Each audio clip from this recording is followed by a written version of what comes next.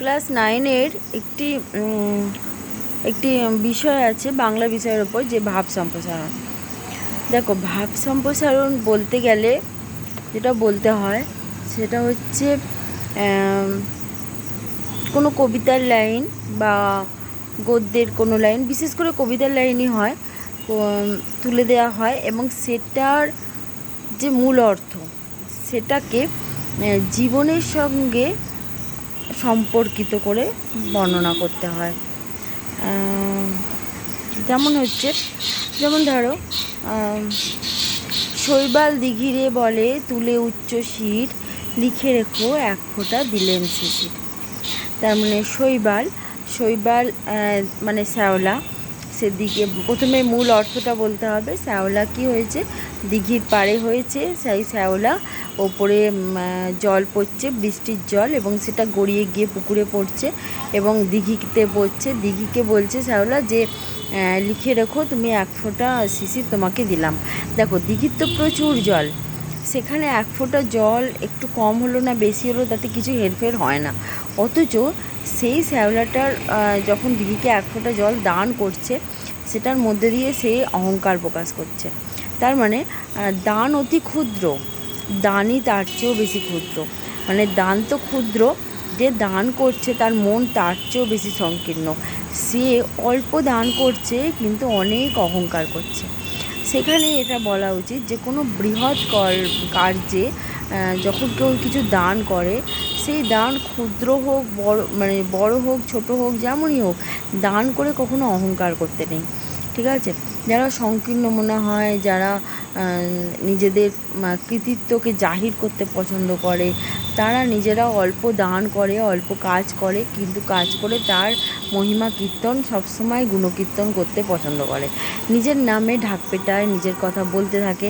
এই যে আমি এতগুলো কথা বলছি, তার মানে হচ্ছে মূল বক্তব্যটা কি, যে অল্প দান করে সেই দানের কৃতিত্ব জাহির করা।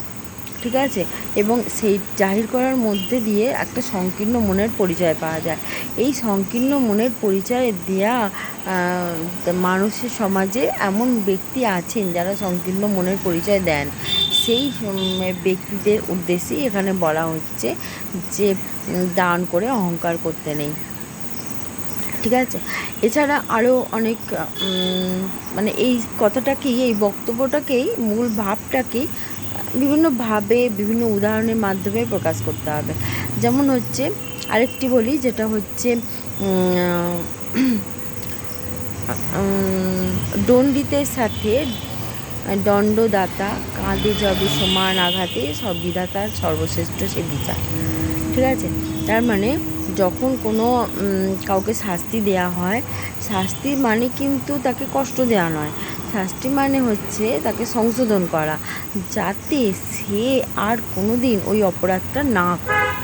তাহলে শাস্তি কিন্তু সংশোধনের কাজ করে। তা শাস্তি দেওয়ার মধ্যে দিয়ে একটা পীড়ন দেওয়া হয়, কষ্ট দেওয়া হয়, যাতে ওই কষ্টের দিনটা অতিক্রম করে নিয়ে সে যাতে আর কখনো বুঝতে পারে যে যেহেতু সে অপরাধ করেছে, তাহলে তাকে একটা কষ্টের মধ্যে দিয়ে যেতে হচ্ছে, তাই সে কোনো দিন আর অপরাধ করবে না। তাহলে এই যে শাস্তি দানের মধ্যে দিয়ে যে অপরাধ করেছে তার প্রতি যদি সহানুভূতি দেখানো না হয়, ওই জন্য বলে না যে পাপকে ঘৃণা করো, পাপীকে নয়। তাহলে যদি সহানুভূতির সঙ্গে শাস্তিটা না দেওয়া হয়, সংশোধন হবে এই ধরনের শাস্তি যদি না দেওয়া হয়, যদি অত্যাচার হয়ে যায়, তখন সেটা কিন্তু খুবই কষ্টের ব্যাপার হবে। সেই জন্য শাস্তি দেওয়ার মধ্যে দিয়েও কিন্তু একটা সহানুভূতি, সহমর্মিতা, সমবেদনার ভাব থাকা উচিত। তার মানে ওই জন্য বলে, শাসন করা তারই সাজে সোহাগ করে যে। সেই জন্য যে ভালোবাসবে তাকে সংশোধন করতে চাইবে, শাস্তিও কিন্তু সেই অনুযায়ী হতে হবে।